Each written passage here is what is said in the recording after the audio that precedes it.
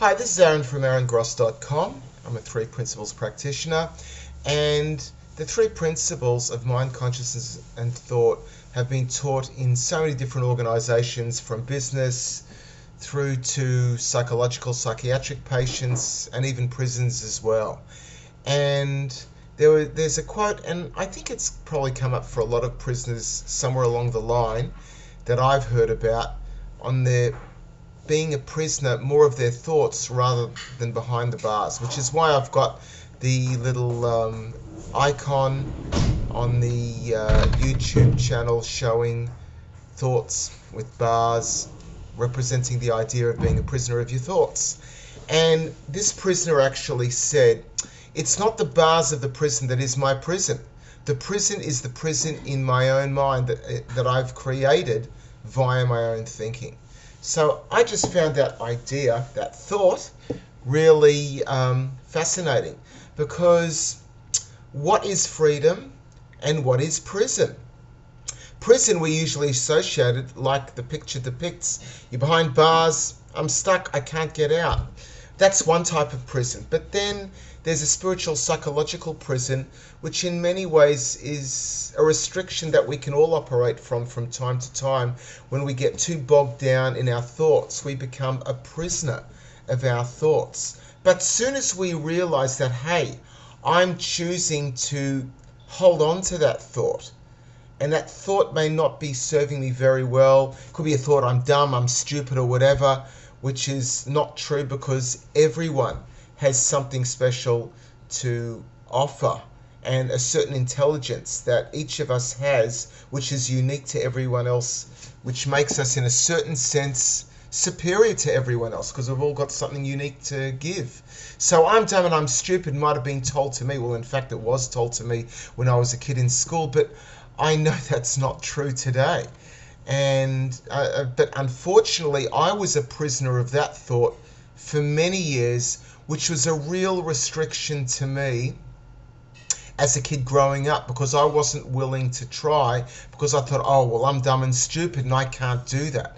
But I know that's not true. And I know that's not true for you or anyone else out there that may be a prisoner to such self-sabotaging thoughts.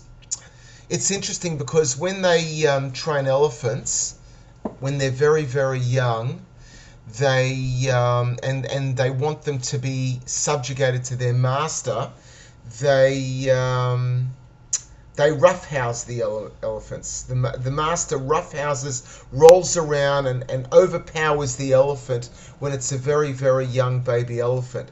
And what happens is the elephant grows up, and the elephant grows up thinking that, there's my master, I can't do anything because he or she is much stronger than me. And that's not true. That's just a thought in the elephant's mind of a restriction, of a ceiling or limitation that's been created in the thought of the elephant. The other thing that they also do is the elephant might be chained down to a pole, and the elephant has been growing up that way, and when it's younger, it pulls on the pole to get away from it, and it can't, because the pole with the chain is too strong for the elephant. And then the elephant grows up again and it thinks, oh, I can't pull this chain out of this pole because it's too strong for me. But in reality, the elephant is, could be 10 times the strength and height of the pole and the chain. And really, the elephant with just one little pull could yank it right out of its roots, or right out of where it's the ground that it's put into, and just walk away. So these, just like the elephant, we're like a little bit of an elephant as well, because we've got these restrictions that we psychologically place on ourselves. Hence, we become the prisoner of those restrictions, those thoughts, and that creates our perceived reality. But I challenge you and get you to reflect on some of your own thoughts. Are they really true? Is it the true reality, or it's just a reality that's created through the thoughts of my mind? And perhaps I can change that. And I challenge you that perhaps you can change that too. I hope that explains the idea of prisons, not only physical prisons.